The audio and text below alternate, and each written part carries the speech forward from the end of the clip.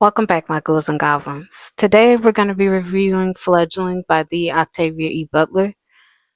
She is the GOAT of the speculative fiction and science fiction genre, specifically like period, but especially for Black authors. Like she's inspired countless of other Black authors in that genre, a genre that typically left us out of the storytelling, and she put us in there, and I love her for that.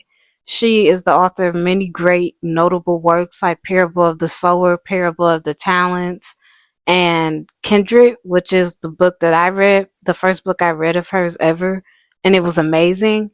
And it's one of the books I rated 5 stars this year.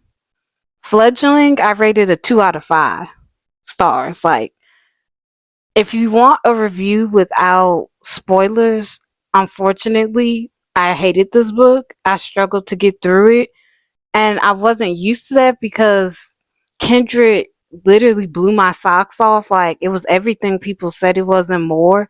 It's a book that I think about often and will reread again. I wouldn't touch this book with a 9.5 inch pole. Like, I really struggled to get through it. But I finished it. And this is a review. Everything from this point will be spoilers. So if you haven't read the book and you're interested in reading the book, this is Octavia's take on the vampire lore. And she has some notable things in here that she tends to do well, centering Black women in stories and including, that experience in not just the story, but in the character itself, the character's perspective, identity, all those things she does keep in here, but they're not to the same gravitas that I was used to reading from her. As you know, when we talk about writing, we like to talk about what's working versus what's not working. And so, first, I want to talk about what's working because I rated it a 2 out of 5 because there were some things in here. I feel like the book had a great foundation for a story. And those are the things it did exceptionally well. So, a part of the foundation of the story that I found worked exceptionally well, which is what spawned me to read this book, not just because I love vampires, um, but Shori, the main character, she's a very youthful appearing dark skinned woman, and her complexion is her strength because she is scientifically engineered to be half human and half vampire, and her dark complexion allows her to walk in the sun, and her gender makes her, because vampires in this story which are called Ina, are just, they're more what is that? Patriarchal. Matriarchal. They're more matriarchal. And so her gender and being a woman is actually what makes her very strong. Her complexion makes her new because vampires tend to be very pale, sallow, lanky looking creatures who are still beautiful, but still, they look otherworldly. But she's someone, because of her complexion, she can walk in the sun, which is something vampires in Octavia's world of vampires they can't do. That's like general vampire lore, but like, she's using the science fiction genre really well here because Shuri is this like scientifically engineered creation. Like her her vampire parents, created her to do something that other vampires couldn't do. And they did this to evolve the vampire because, for unlike humans, vampires just don't evolve. Like, they're stuck in the paradigms of, their existence, unable to walk in the daylight. In the story, they're really hard to wake up during the day, which is when they're most vulnerable.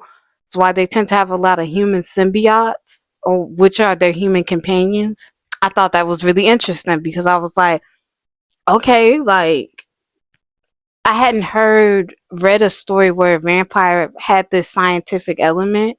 I mean, per the genre, it makes sense, but it was fascinating. Also, so the story takes place with Shori waking up injured, battered, and bruised in a forest. She has no memory of her life before this moment.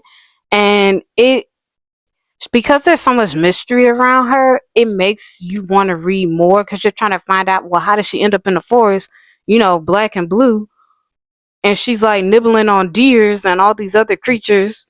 Um, and so I was like, okay, this is gonna be really interesting. Um, and we get to experience her how relearning everything as this supernatural creature is almost makes her feel that much more human. We see the inconvenience she has in having to relearn things. If you've ever dealt with memory loss, I think Octavia writes it really well. Hands up. I have, and I think she did a great job showing how it's the small inconveniences that your memory it doesn't fill in those gaps for you. There are some things she just inherently can recall, like speaking English and different things like that. When she hears someone speak some language, she can recall it. But also, I think we see how remembering people is the hardest task for her because she has no memory. She has long term and short term memory loss. And that makes her very new to this environment she's in. And she has to very quickly, gain trustworthy people to help her get her life back. First, I didn't really think she was a vampire because she was eating like the flesh of the deer. And I was like, I don't remember vampires doing that.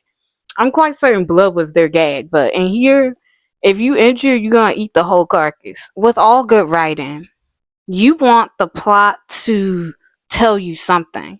And I feel like Shori's memory loss is like a little seed planted by Octavia. And what she's promising us is that throughout this story, we're going to, like with Shori, as Shori uncovers her memory, we too are going to learn about her as a person, as a character.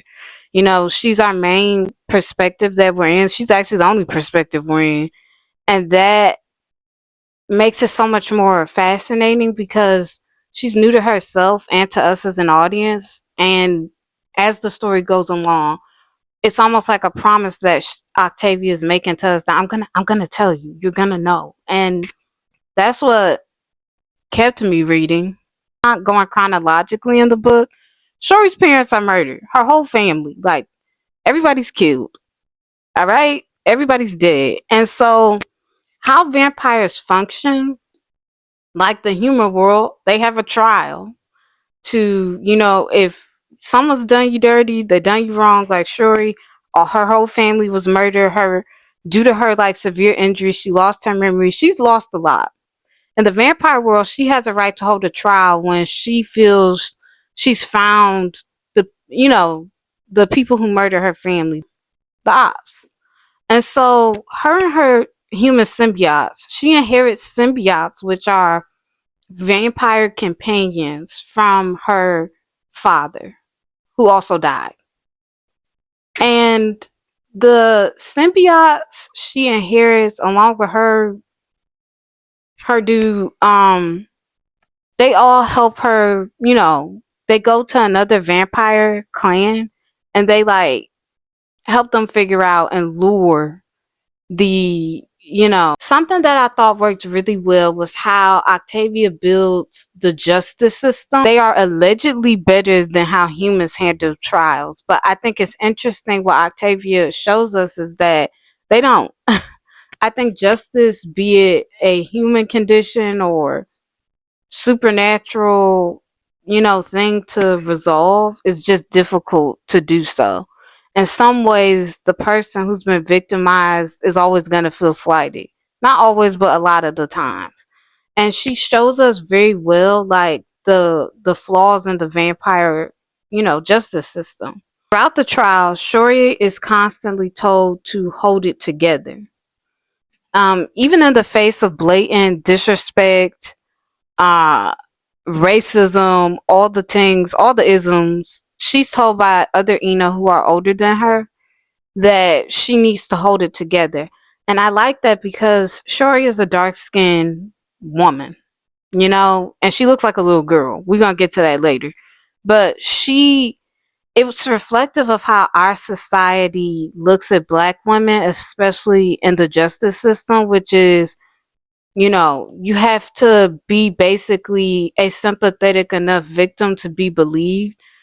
Shuri can't lash out even though she's the one whose whole life has been destroyed and turned upside down. They're able to just wild out on her and accuse her of basically being an imbecile. And I love how she uses this genre to mirror the real world. Catherine, who is representing Milo, which is the guy who Shori believes murdered her family, had her family killed. Catherine is the representative of Milo. And just like with how we have lawyers, the vampires will have a representative. Milo is shiesty. And Catherine is a hoe bag. She sucks. She's a horrible person. I have no love for them. Another part of the trial that I thought was really interesting, again, because Catherine and Milo, they're horrible human beings. Well, they're horrible Ina. Um, so in the Ina world, vampire families will make vampire daughters with vampire sons, and thus the vampiric line continues. Shori, before she lost her memory, her father and Ina mothers had her introduced to this one family, and the guy who she was introduced to, his name is Daniel. Even with Shori coming back into his life, even after even after her memory loss, his feelings for her are still there. He still has the desire to mate with her and, build a vampire family and all those vampire familial things. He is interviewed during the trial to speak on Shori's intellectual capability. Like, is she competent? Like, is she trustworthy? Like, is she different from how you knew her before or after? Basically trying to build credibility with Shori because she's lost her memory, and that is like a main sticking point that Milo and Catherine hold against her, is her memory loss. So Catherine says to Daniel, on page 272, she says, you want your sons to mate with this person. You want them to get black human children from her. Here in the United States, even most humans would look down on them. When I came to this country, such people were kept as property, as slaves. Catherine, Milo's representative, remember that Milo is the murderer and Catherine is his representative, the whole bag. She has lived long enough to know that the system benefits her. And her and Milo both have, been around for centuries. They've helped a lot of other Ina vampire families and all the things. And me saying Ina vampire right now feels like when people go to a coffee shop and order a chai tea. I'm saying the same thing twice. I'm frustrating myself. But so Catherine at one point is just like lying because vampires can tell, especially older vampires, they have the ability to tell if someone's being truthful or not. And Catherine is blatantly lying, but again, she's like, the system benefits me, so I'm a lie blatantly. And I think I'm gonna do that because I know I'm gonna get away with it. When we think about, like, per se, like, this could be someone who's, in like a, imagine a human being with a lot of money and a good reputation. This is that same sort of situation. You have deep connections with the people who are running the court system, and you're acting however you want because you'll benefit from having those connections. Something else during the trial, it's pretty blatant that Milo and Catherine and the family don't like Shori simply for the fact that they don't consider her enough. And Catherine, in her perspective, really feels like she ate this up. She genuinely feels like she's making a point that everybody on the stand is already thinking. Thinks everybody's gonna agree with her. And it was interesting to see Octavia write this because the book was published in 2005, and for her to have these elements and scenes in here that include race and like, you know, that in such a way, it very much still hit me today in 2025 America. Um that race and these and the intersectionality behind this Shori's existence, right? All right, let's talk about that because she's a woman, she's black, she's dark skinned, she is also mixed technically because she's human and Ina. Like, she has a lot of intersectionality in her character, and that intersectionality is the point to which old perspectives that these centuries old Ina, aren't used to.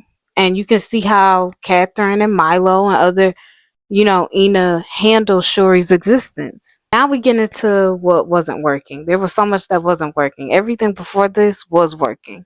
The trial was really interesting, but there were elements to it that I felt like the trial part did drag on. Even though it's probably one of the shortest parts of the book, but it did feel like it dragged on.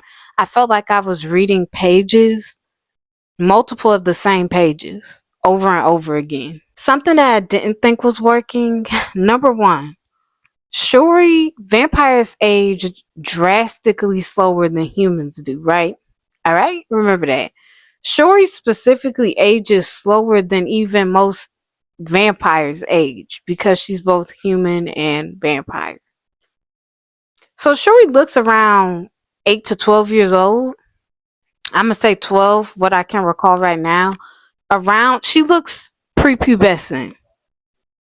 Her symbiote, even though she's technically 53, her human symbiotes that she, has around her are adult human beings. They look like adult human beings. There are certain scenes in here where she's interacting romantically and intimately with them that are just, even though they are brief, they are extremely uncomfortable to read because Shori looks like a little girl. Her first human symbiote, right, is this man who, when he finds Shori on the road and then he takes her to his little, shoddy place near where his family stand, he's looking at her and he's like, "You don't look any more than 12 years old." And then she's like, "Oh, but I don't know how I know, but I'm certain I'm a woman."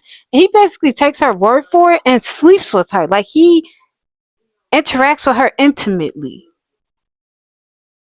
It was so uncomfortable to read. Any scene she has with these, and that was something that I kept waiting for Octavia to be like, "I'm making a point here."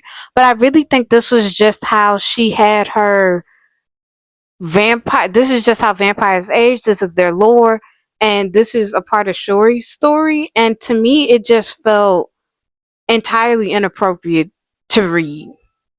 It did because she looks so young, but none of the adults have an issue interacting with her romantically. Very strange. The next thing that I didn't like. Also, no, adding on to that, a part of Shori, and we talk about this a lot in 2025 with different characters, both in film and um fiction, just in storytelling.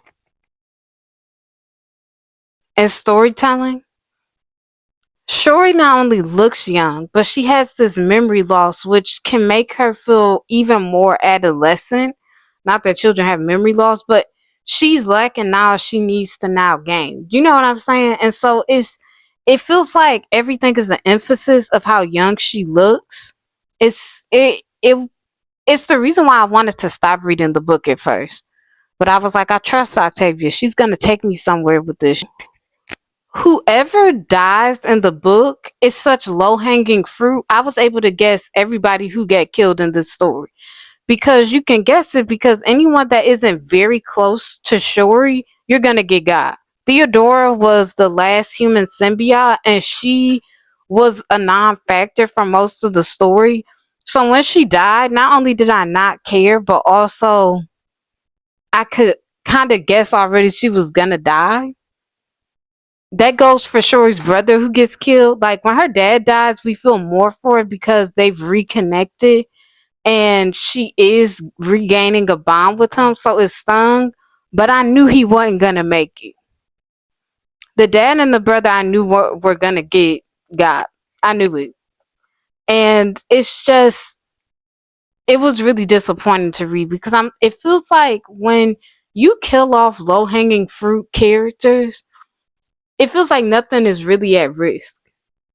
Shuri already doesn't have a lot of emotional ties to people because of this memory loss.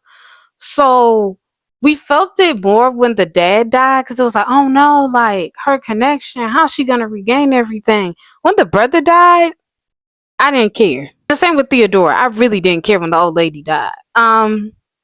Something else. Octavia E. Butler is not a person who wastes words. She gets through it. No scene feels excessive or like it's going on too long. Like she's concise, she gets through her stories really well, and I always feel like every scene she used, going back to Kendrick, was necessary, and here is a lot of unnecessary scenes.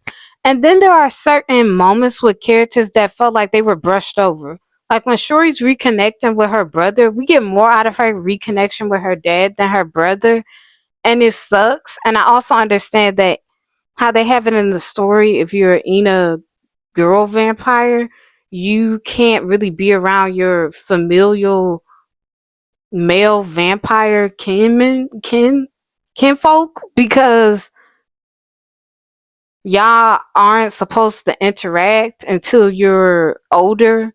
And Shuri is, you know, she's young for, she's underage for a vampire. Oh, God. The villains in the story, Milo and Catherine, are so evidently the killers. It was unsatisfying. The only good thing that came out of it was to see how Octavia, handled race and the speciesism and all those different things. Like, but other than that, like they're maniacally like villains. Like I'm just like, point out the ops in the room, there and there. Like it was again very easy to tell. Now, for a while, who murdered her family was a mystery, but when we finally get to them, it's so clearly them. Even like century-old vampires, is like it's evidently them, but we have to like get through this trial because these are the laws and rules we like live by. All right. Catherine grins while she's talking about Theodora getting killed, and it feels very cartoonish. And while I understand she was betting on the system working in her favor, I'm just, again, it just felt unrewarding. By the end of the book, I was so happy to be done with the book. This book took me so long to read because I didn't enjoy it. And it just felt like it was missing all of the things, or most of the things that I cherish about Octavia's writing that I saw in Kendrick and I didn't see here.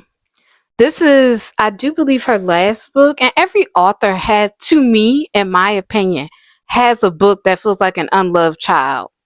This was like one of them. This was like a book that I feel like should have been taken longer to write. I was so excited to read it because I'm a creature of the night. I'm a spooky ooky person, a fang banger, as they say in True Blood. And I was like, Black vampires, gang, I'm gonna read it, and I regret reading it. But I needed to meet my 12 books in a year goal, and this was book 10. So I had to see it through. Other than that, if you guys read Fledgling, let me know down below what you thought about it.